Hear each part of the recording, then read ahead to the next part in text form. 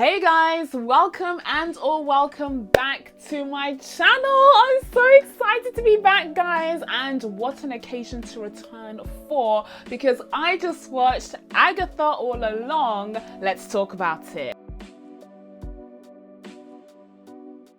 So Agatha All Along was created by Jack Schaefer, who, yes, also created the limited series from 2021, WandaVision. WandaVision was, of course, the very first Marvel Disney Plus series to come out in the post-Endgame era. And even though it wasn't initially supposed to be the first one, that was actually supposed to be Falcon and the Winter Soldier, which was delayed due to the whole pandemonium that we were experiencing in 2020. But in the end, WandaVision came out with a huge bang. We were all so excited and highly anticipated the release of that series, because this was the very first MCU proper TV series to come out from the studio. And so because of the, for the most part, huge success that the series was, many of us were really excited to see more from it and from the characters that were introduced in the show, including the legend, the icon, Agatha Harkness herself. And so 3.5 years later, after many a delay, after many an if, but, and maybe, and after many a name change, we'll talk about that in a second, we have finally gotten the entire mini-series of Agatha All Along. And I'm going to be diving into my thoughts on the series itself. But before we get into all of that good stuff, as per usual, if you haven't already, I mean, you probably have if you have this on your feed, because YouTube is not my friend right now.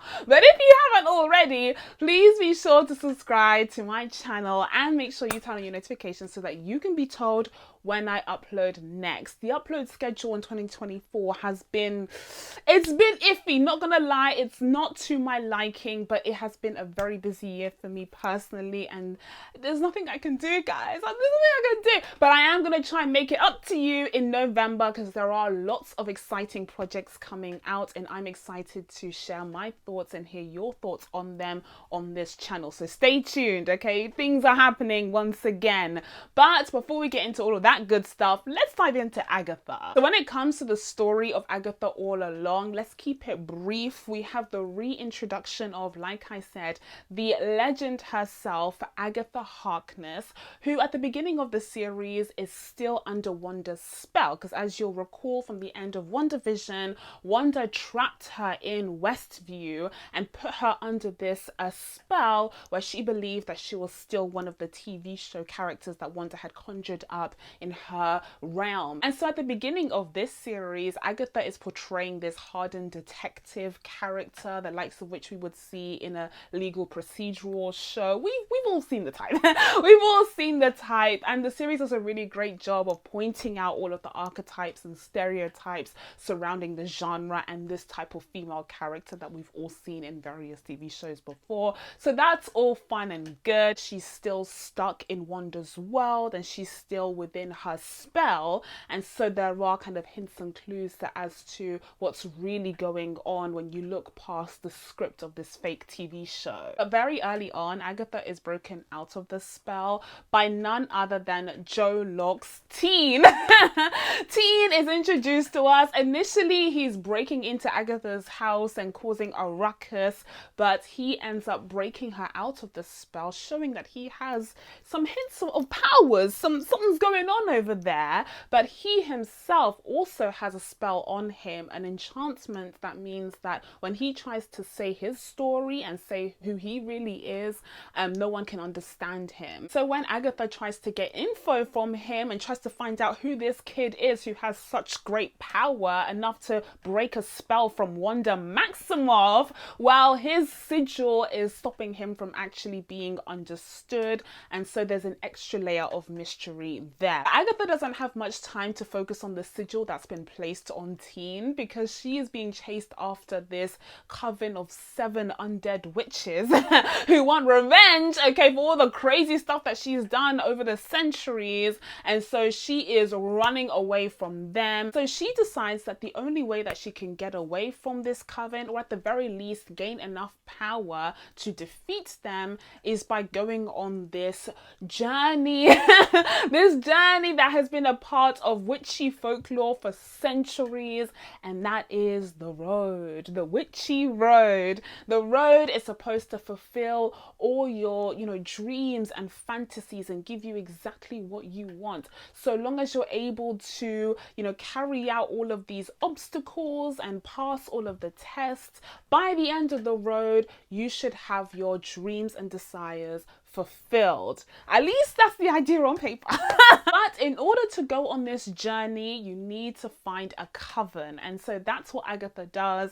She goes around the tri-state area looking for fellow witches who are down on their luck and who need something from the road. And that's what motivates them to go along with Agatha, despite her terrible reputation amongst fellow witches, so that they can get their dreams and desires fulfilled by this mystical, magical road. And so off they go on this journey. All of the witches in the Westview tri-state area, alongside Mrs. Hart, aka Sharon, okay, which is her actual name, they go on this journey down the road. But unfortunately, we end up with several fatalities, several casualties, as the road continues to test these witches and have them face their deepest, darkest fears. By the end, more and more mysteries surrounding the road become unveiled, until we reach the point where we finally find out what's really going on. And just like its elder sister WandaVision, Agatha All Along has a massive twist at the end, where it turns out that the road isn't real. The road isn't real. It was never real. It was never really a thing. Agatha made it up hundreds of years ago. It was all part of a lore and story that was told through a song that she made with her son that she lost far, far too early. And so she continued to sing that song, and the lore of the road continued to spread amongst fellow witches. And so when Agatha was faced with a whole bunch of young, naive, innocent witches who were looking to her for some help to answer their cries and pleas, of course the first thing that she thought to do was scam them. Literally scam them, lie, manipulate, scam, scheme, and then take away all of their magic in the depths of these witchy woods. And that was the twist, that was the tale. There was no road. It was all a scam. Except the whole time throughout Agatha All Along, we were being taken on a road. We did actually see the characters go through some horrific things, so it couldn't have all been in their imaginations. What was really going on there? Well, the second twist, the second twist was that, much like its elder sister WandaVision, Agatha All Along is centered on yet another realm, yet another dimension that was created by a Maximoff. Because yes, it was Billy Maximoff, aka Teen, who created the road. He created it in his moment of distress. He already had the lyrics of the song to go by, and so he was able to create this fantastical road for the witches and himself to go through. And all of these obstacles and hurdles were all made up by him, and Agatha was just kind of improving, like she was just kind of going along with the flow. She initially just wanted to do her regular scheme of aggravating the witches and forcing them to use their magic against her so she could sucker it all up, but then it became a bit complicated and she had to just kind of go with the flow, innit? And so Agatha, being the pro improver that she is, managed to do just that, all the while figuring out exactly what was really going on, because she never bought into the lie in the first place, because she's the one that told it at the beginning.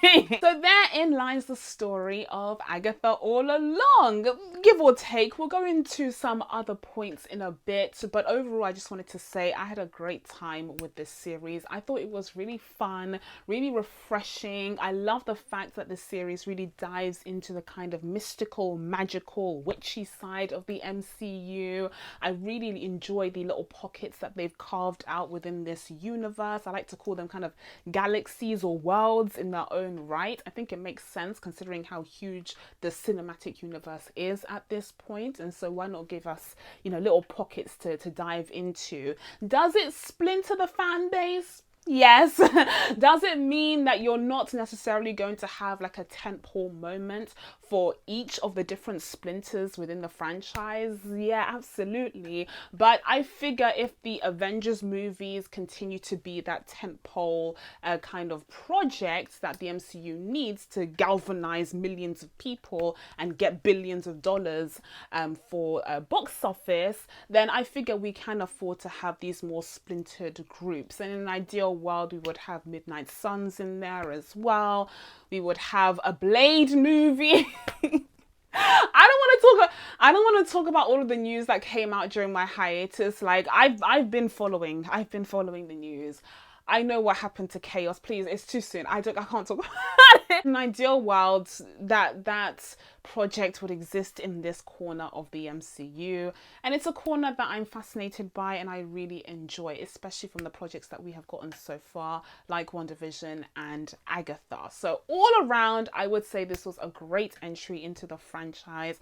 I saw a bunch of people say nay before they even saw a single frame. They said it'd be the worst thing ever. They said it'd be the lowest viewed thing ever, and they were wrong. Like, what's new? They were wrong. They were absolutely wrong. Like, I was having a great old time week after week as the episodes dropped, and so I'm glad that Jack Schaefer and co proved all of the haters wrong. Now, this series was special for various different reasons. One of the reasons being, of course, because it's a lesbian witch show.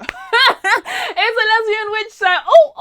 The MCU finally committed to doing the LGBTQ representation that it often hints at. We've gotten characters that have been in the LGBTQ community. I mean, you had a line in Loki season 1 where he's like a bit of both, you know, hinting that he's bisexual or pansexual. You've had characters like in the Eternals who have been, you know, LGBTQ, but you've never actually seen action. You've never actually seen drama. You've never actually seen romance. You've never actually seen tension or romantic chemistry between same-sex couples. And now here you are. And now here you are with none other than Agatha and Rio. Icons, legends, really. So yeah, we did get our very first lesbian kiss in the MCU through this show. And like I said, I'm just really glad that this series actually committed to an LGBTQ relationship. It wasn't just in word only or in a clip that could easily be edited out for China purposes. Like, it was actually a thread, a weak thread, but still a thread in Agatha's story that we followed along in this series. So good on them for actually committing. I'm not going to clap or anything because it's 2020. It's almost 2025. You're not getting a clap anymore, okay? I am going to offer a nod of appreciation. Like, okay, you did that. Well done. Now, in terms of the best parts of this series, I have to say, without question, it would be the performances. Each and every one of the cast members here gave it their all. They looked like they were having the time of their lives, and that in turn made me enjoy the series tenfold. But also, because we're dealing with all of these obstacles and all of these hurdles that the characters have to go through, there were moments that were particularly dramatic and sad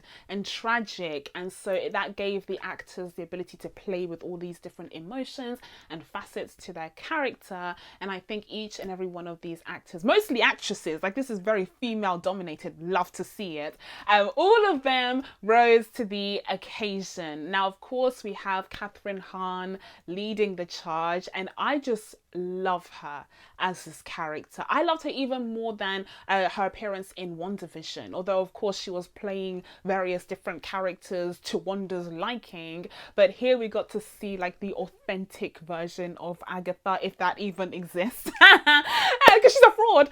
But I just love the way that Catherine Hahn portrays this character, because she's like no other. Like, she is so unique. Her mannerisms, her mouth acting, her hand acting, like everything about the way that she acts, especially her body language, is just so unique. I just want to see more of this character. I want her in like a proper MCU main project ASAP. We need to get this done ASAP. I need her in like Midnight. I need her interacting with Oscar Isaac's Moonlight. Like, I'm seeing a vision. I'm seeing a world. Now, we'll get to the ending, okay, which could complicate things just a little bit, but not that much, honestly, because it's fine, because like, whatever. She's a ghost. We can make it work still. But Catherine Hahn as this character is just such a gem. She really is so fantastic, so theatrical, and so unique that I really want to see more of this character in other Marvel projects ASAP. Another character that I would love to see more from is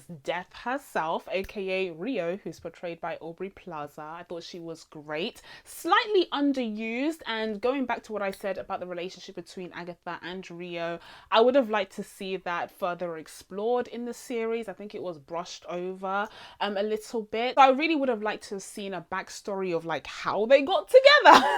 What was that meet cute like? And also, you know, why did they break up? Like, give us more information. It felt like the series had certain restrictions. Again, we'll talk about it.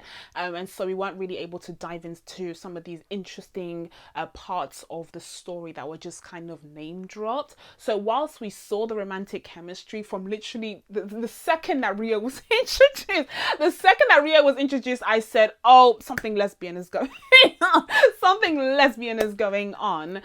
So we saw the chemistry, like it was visible, it was palpable, but I would have loved to have seen like more of that relationship, how it grew, and then how it dissolved later on. And then of course you have the rest of the coven, each and every one of the ladies giving fantastic performances in the series. But I do have a ranking, if I may, okay? I did have some favorites, not really in terms of the performances, but in terms of the storylines, the scenes, the episodes that each of the witches had dedicated to them.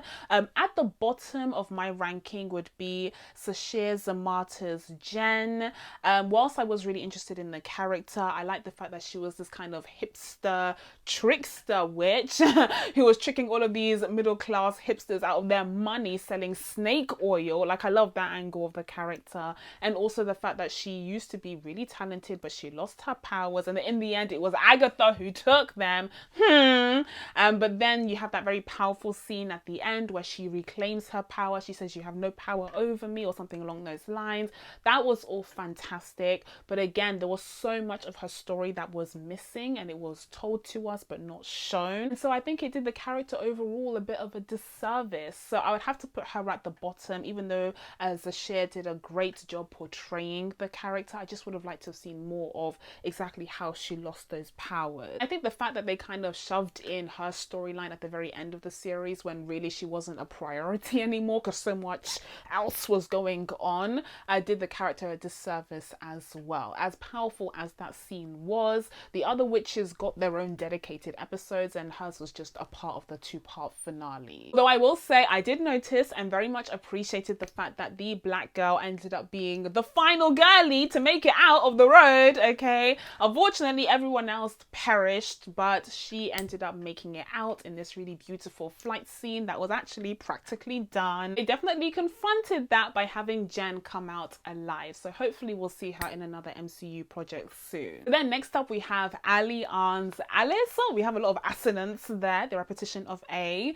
But yeah, she would be the next one up for me. She was a step up from Jen because we saw more of her background. We saw scenes with her mother. They were very distressing and very bizarre and strange. We just got a better sense of like who the character was and the horrors that she had come from. And so like her trauma around her mother and the fact that she hadn't been able to kind of succeed in her life. She was a police officer, that didn't work out. All of that good stuff and made her feel like more of a well-rounded character. So just the fact that she had an episode dedicated to her made all of the difference. And not only that, but of course, Ali Ann gave a great performance as this character. character. So I would put her a notch above Jen just because she had more to work with. But then the number one girly in the coven out of all of the witches was, of course, without question, Patti LuPone's Lilia.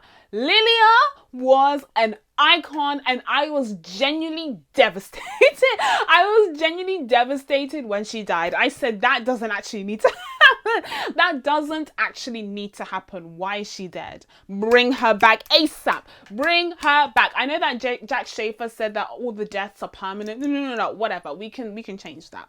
We can make deals with hey, Rio is right there.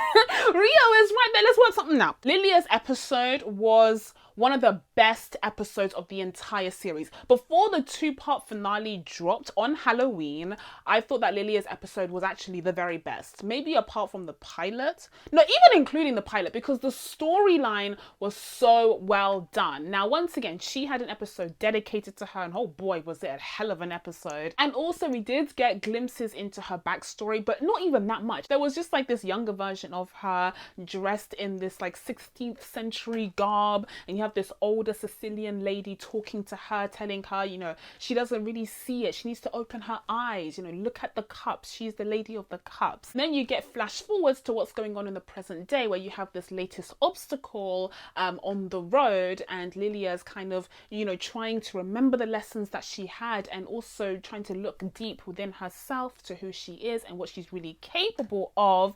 And in the end, she makes this beautiful ultimate sacrifice that allows the rest of them to escape from that obstacle. It was just a fantastic episode. It was brilliantly done, and I really do think Patti LuPone just smashed it. Obviously, like legendary icon, Broadway star Patti LuPone, duh, of course she smashed it. This is light work for her.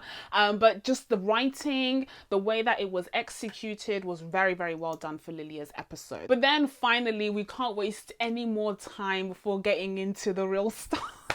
The real star of the show, because whilst I loved Kathryn Hahn, okay, this is not a competition, we're all winners here, loved Kathryn Hahn, but we need to give the spotlight to my friend, my nephew here, Joe Locke. Joe Locke made his debut into the MCU with a bang, with an absolute nuclear bang. He was fantastic on this series. Oh, and I had no doubts. I literally had, I knew this was gonna happen. I knew this was gonna happen. I knew a new favorite would be born. I never questioned it. Joe Locke is so freaking talented, and he was perfectly cast as Billy. And by the way, we all knew that it was knew that it was Billy. Any other character would be stupid. Of course, it was Billy Maximoff. The way that they did the reveal, you know, it was cute. Maybe there are people out there who haven't been paying attention. But, you know, that reveal was nice. It wasn't surprising to me. I didn't have any suspense over it. I was just waiting for them to get to it because I knew what was coming. But it was cute the way that they did it. The more important reveal and the more impactful reveal was the fact that he created the road just like Wanda created her version of Westview. Like, that was the interesting part. So I'm glad that they had something else, another twist in the story to keep us entertained. Because if the big twist was just him being Billy Maximoff, then that wouldn't have been enough, because we've been new from episode 1. But back to Joe Locke. Joe Locke was so flipping brilliant as this character. I mean, many characters that he portrays here. You have him portraying Teen, who is this young, eager teen who's into witchcraft, and he wants to know all these things from Agatha, and so he frees her from Wanda's spell. Then he goes on the journey of the road. And by the way, that scene where he is running away from the undead coven that's coming to chase after Agatha, and he's like, Agatha! And he runs straight into the road that he created, is the funniest thing ever, and I quote it daily. Anyways, so you have him following Agatha, thinking that she knows what she's doing. Mind you, she's just improving because he's the one that created the whole thing. She's taking off her shoes. She's saying that, oh, you know, each of the houses symbolize an obstacle that you guys have to go, like just making stuff up. And the more that she makes stuff up, the more that he is subconsciously creating, you know, elements of this world that feed into this storyline. So really, it was a team effort. Really, it was a team effort. It's kind of like Agatha was kind of in charge of the script and he was in charge of production design. Like they made it work together, and so that's why they're such a great team. Ooh! And then of course we got the episode diving into Billy's backstory and the fact that he was essentially dead but managed to inhabit another body. I think that's what's happening, right? Like I was a bit confused on that one, but he's managed to inhabit another body. That was the body of the kid that died, whose parents are still mourning him, but now he's out looking for his brother Tommy. Like, where Tommy at? And apparently he's in the bottom of some chlorinated waters. What's going on there? He is trying to find his brother, and so with the help of Agatha, who's now a ghost, hopefully we'll see him do just that. I feel like this corner of the MCU, like I said, is coming along nicely. We are of course looking towards the Young Avengers, and so I think Joe Locke is perfectly cast for that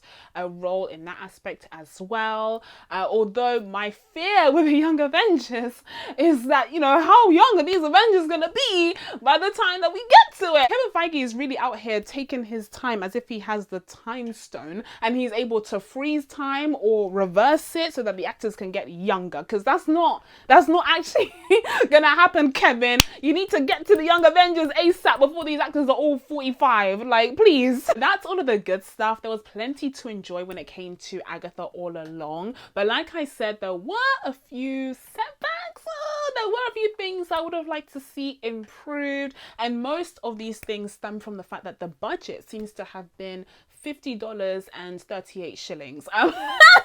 Let's talk about, like, the budget was actually a tuppence and a paperclip. Like, I cannot believe how cheap this series was. It's kind of insulting, quite frankly. Now, I understand that this series is niche, okay? It's the Lesbian Witch show, whatever. Like, I don't want to pump out hundreds of millions of dollars on this show, especially because the more niche shows from phases 4 and 5 have been met with mixed to negative reviews, responses, and viewership. And so, yeah, I understand from a business standpoint they wanted to kind of hold back on the budget. They weren't about to give it Loki or WandaVision or Falcon and the Winter Soldier levels of money, but I think it's unfortunate because it kind of held the show back. Like I said, there are plenty of hints and clues and mentioning of great backstories for each of these characters that we don't actually get to see, and so a lot of it is said and not shown, and there are plenty of missed opportunities there. I mean, imagine if we had gotten a whole scene of, you know, Agatha falling in love with death itself. Like, that is fascinating. Also, her child, we'll talk about that in a second, but also, where did this child come from? Could have delved a little bit more into Nicholas Scratch's origins. Like, what happened there? When we first introduced to Nicholas Scratch, he is being brought into the world in the most chaotic and dramatic of ways by his mother, and she is quickly told that he is not long for the world and it's just a matter of time before he is taken back by death, because Agatha begs for more time, and that's what this is all really about. She just wants more time, except now when her son has already passed away, she wants more time with the land of the living so that she doesn't have to meet him in the land of the dead. All of that is really fascinating and excellent writing, and it's a shame that we had to breeze through it because the budget wouldn't allow for further depth and exploration of the three beings here, being Nicholas, Agatha, and death itself. And speaking of Agatha's son, another question that is weirdly never answered in a series about Agatha Harkness is, what's this deal with the Darkhold? What's this deal with, how did she get the Darkhold? I feel like they kind of lost that thread a little bit, because the whole world believes that Agatha is evil and selfish and self-serving, which she absolutely is. She absolutely is, okay? But they also believe that she gave up her son to the devil, Mephisto, or death itself somehow in exchange for the Darkhold. But it's revealed that that's not the case. Her son went off into the land of the dead because it was his time, or was past his time actually. And again, that's a really cool twist. It's a different insight into the character of Agatha, but it still leaves us with the question of where that Darkhold at. Like, how did she get a hold of that book that she ended up lending to Wanda? Like, what's up with that? And another downside of the series having such a restricted budget is that it made the series feel a little bit smaller than it could have been. Like, Like, imagine how big and grand and fantastical the witch fights could have been if we had gotten a bigger budget. Though I will say, I did see people on social media comparing, you know, the finale of Agatha All Along versus WandaVision, and they were like, oh, why couldn't we have gotten more of the WandaVision fights? To which I say, that's rich. That is mighty rich coming from y'all, because y'all didn't even like the WandaVision fights, including myself. I wasn't a big fan of the red skies and the runes, and you know, in theory it was cool, but in practice it looked a bit muddy and it looked a bit So it's kind of odd to me that people have this revisionist history, although I shouldn't be surprised because this literally always happens, but people have this revisionist history of the WandaVision finale, saying that it was so great and so amazing, and they wish that Agatha had a similar thing.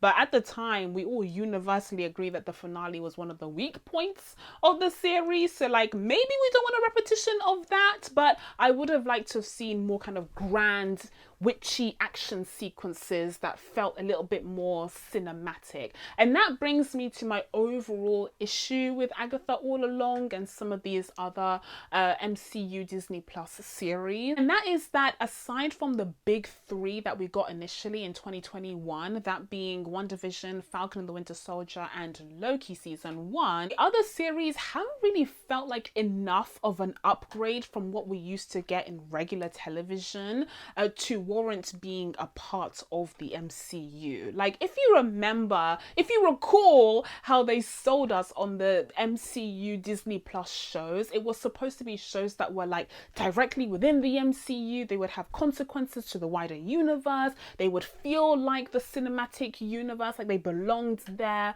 unlike some of the more unwanted children that we used to get in various networks like ABC and Netflix and all of that. And so we were really excited to see like the TV shows level up under Kevin Feige, now that they were all under this guiding mind of the MCU. Honestly, some of these shows have ended up being kind of downgrades. Like, some of these shows feel like downgrades from what we used to get on ABC, on Netflix, and even over in the DC side on the CW. I'm so sorry, but Agatha All Along doesn't really hold a light or a candle, a witchy candle to like one of the great seasons of the Vampire Diaries, like, or the originals. It really doesn't. It really does not have that sophisticated level of writing or character development. It doesn't really match up to that. So I do feel like it's strange that this MCU proper series just does not feel as sophisticated as some of the other shows that we used to get pre-MCU TV shows. And I think they need to work on that. I feel like they have a lot of work to do over in MCU HQ to really tighten up these shows and really elevate them, to make them feel sophisticated, to make them feel airtight as limited series, if that's what they're going to be, and just to make them feel grander and more substantial. And yes, sometimes the budget will be limited, especially if it's this niche, but you know, the other traditional shows like the Vampire Diaries and that, they didn't have huge gargantuan budgets, but they still felt like events, like they still felt more substantial. And I think that's what's missing from some of these MCU Disney Plus shows. We need better writing. The outline of this is good, but some of the episodes in between, you'll notice I kind of just passed through them real quick because there was a lot of dragging, and there was a lot of it that just did not feel as substantial and sophisticated as it could have. At the end of the day, it's kind of a miracle that the series ended up being as good as it was, because of course there were many issues and delays and problems that were documented about the show leading up to its release, and it had been pushed back many times. And so it's great that we finally got to see it here in good old 2024. Although with all of the delays and all of the pushbacks, we also got a whole bunch of different titles for this series, and I just want to end my review on this little note. I do not believe the PR. I do not believe. You guys may have gotten tricked, not me, not I, because I fully believe that Marvel was fumbling the bag when it came to changing the name of this goddamn show. Originally, it was supposed to be called Agatha Coven of Chaos or something along those lines, House of Harkness. They had all these different names, and then recently, like a few months ago, they came up with all these other random names that were clearly like just bizarre and crazy, and they tried to be like, oh, it was Agatha all along, like she was the one changing all the names. I don't believe I don't believe it. I think that they were actually trying out different names, seeing what stuck. Maybe they have different cuts of the series that worked with the different titles, but ultimately they stuck to Agatha All Along because it's like a double, triple entendre, right? Like it was Agatha All Along who made up the road. She made up the song. She knows the lyrics to her own song. Thank you very much. And so the title works on that front. You have Agatha All Along the Road. You know, it works as a name with the cut of the series that we ended up with. But who knows? There could be other cuts that worked better with House of Harkness or Coven of Chaos. I don't think those titles would have worked with this version of the show, and so that explains why they changed the title, but then tried to make it all cute and kooky and say that Agatha was doing her thing. But I see past it. Okay, PR team. And so with all of that being said, guys, I'm going to be giving Agatha All Along a 7.5 out of 10. So that's it from me, guys. Now that I told you guys my thoughts on Agatha All Along, it's time for you guys to let me know what you thought of the series down in the comments below. Please be sure to subscribe to catch new videos coming up. Thank you guys so much for watching. I really appreciate it, and I'll see you in the next one. Bye!